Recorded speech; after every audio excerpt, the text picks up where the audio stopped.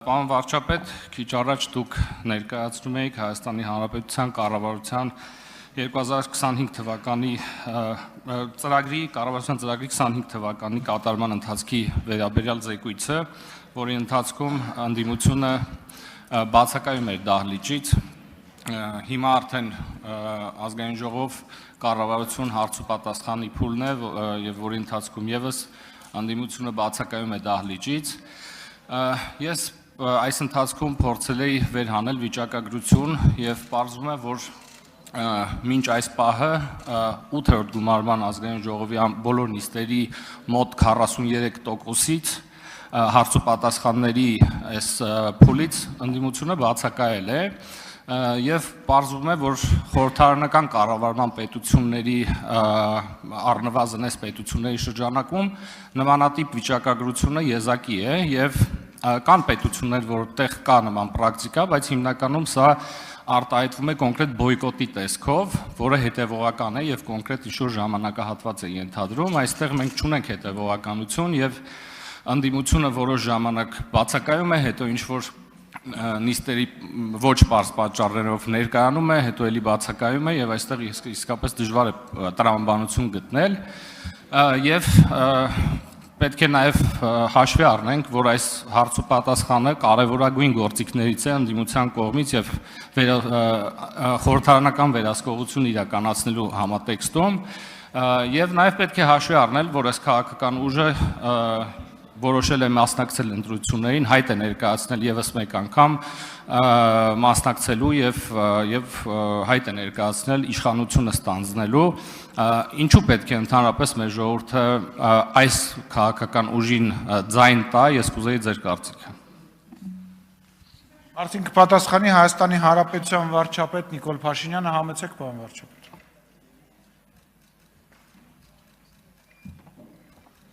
Շնորհակալ եմ պարոն Աղաջանյան հարցի համար, ես ձեր հարցին կպատասխանեմ ուղիղ։ Ես կարծում եմ, որ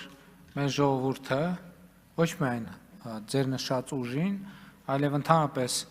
պատերազմի եռագլուխ կուսակցությանը ձայն տալու որևէ պատճառ չունի։ Եվ ընդհակառակը ունի բազմաթիվ պատճառներ, մեկը մյուսից հիմնավոր, այդ ուժերին ընդհանրապես ձայն չտալու, որովհետև քվեարկել այդ ուժերից որևէ մեկի օգտին, դա նշանակում է քվեարկել ինքդ քո դեմ։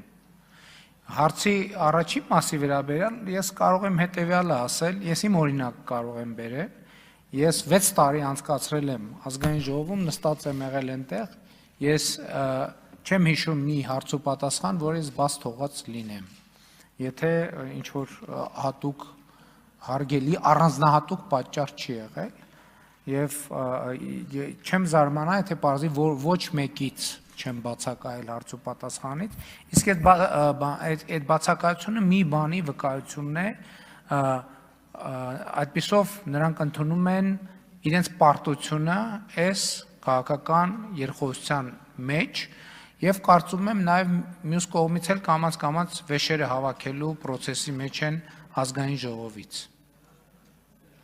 Արձագանք։ Ես ամբողջությամբ կիսում եմ ձեր դիտարկումները, պարոն վարչապետ, ես կուզեի ավելացնել հետևյալը, դուք տեղյակ եք, որ ընդհանրապես առհասարակ քաղաքական երկխոսության համատեքստում եւ ընդդիմություն իշխանություն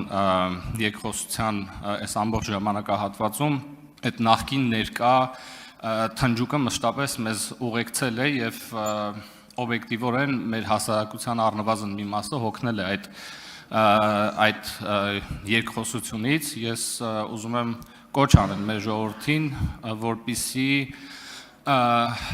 կամ ասել, որ ընդհանրապես այդ թնջուկից դուրս գալու միակ ձևը զրո ձայն տալն է այդ ընդդիմությանը, որովհետև մենք ստիպված կլինենք հաջորդ 5 տարիների ընթացքում նույն շրջապտույտի մեջ լինել եւ պետք է մեր ժողովուրդը հետեւություն անի դրանից։ Շնորհակալություն։ Գիտեք, ասում եք ժողովրդի մի մասը հոգնել է, մենք ենք հոգնել, ինչի ժողովրդի մի մասը, որովհետև դա նաև մեզ հնարավորություն չի տալիս մեր ասելիքը ամբողջական ներկայացնել եւ մեր ասելիքը ասել, ընդ որում ուզում եմ ընդգծել, որ պատերազմի եռագլուխ կուսակցությունը ամբողջությամբ նախկիններից բաղկացած կուսակցություն է եւ եւ այսօր ընտրություններին մասնակցող եթե օրինակ նայենք երեք հիմնական երեք պատերազմի եռագլուխ կուսակցությանը Հայաստան դաշինքը, Ուժեղ Հայաստան կուսակցությունը, Բարգավաճ Հայաստան կուսակցությունը, որ ցանկը նայում ես ինչա, ոնց որ խառնածլն ու բաժանածլն։ Այսինքն նույն մարդկանց շրջանակը խառնած բաժանած։ Ուժեղ Հայաստան այդ Սերժ Սարգսյանի, Թևնա Ռոբերտ Քոչարյանի թևի մի մասի հետ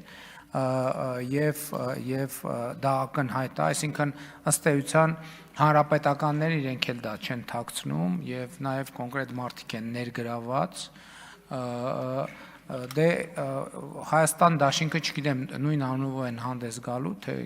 ուրիշ անուն են ընտրելու պարզա այս նույն արտահայտությունն է ընդ որում այս դաշինքի մի հատվածը հիմա տեղավորված է Ուժեղ Հայաստանում մյուս հատվածը տեղափոխվել է Բարգավաճ Հայաստան այսինքն հիմա որ ասում ենք պատերազմի եռագլուխ կուսակցություն կարող ենք նաև ստորակետ այն է նախկինների եռագլուխ կուսակցություն, որովհետև ակնհայտ է, որ նախկինների վերաձևակերպման փուլ է։ Հիմա նրանք ովքեր, տեսեք, մենք չենք կարող խուսափել նախկին ներկա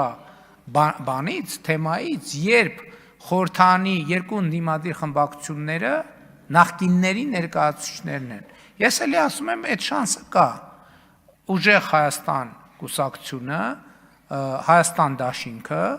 եւ Բարգավաճ Հայաստան կուսակցությունը պարզապես չեն անցնում, չեն հաղթահարում անցողիկ շեմը եւ ես ուզում եմ ձեզ հավաստիացնել, որ հարցումները ցույց են տալիս, որ դա շատ իրատեսական է, խնդիր է մեր ժողովրդի համար լուծելու համար եւ մենք այդ էջը փակված ենք համարում եւ անցնում ենք հետագա մեր ռազմավարական ծրագրերի իրականացմանը, որը արտահայտված է Հայաստանի ինստիտուցիոնալ եւ տնտեսական վերափոխման դոկտրինի եւ ընդհանրապես իրական Հայաստանի գաղափարախոսության մեջ։ Ես կարծում եմ, որ սա լավ առաջարկ է Հայաստանի ժողովրդին, այդ բոլորին նստացնել նոյան տապան եւ բաց թողել բաց նավարկության դեպի համաշխարհային պատմության օվկիանոս։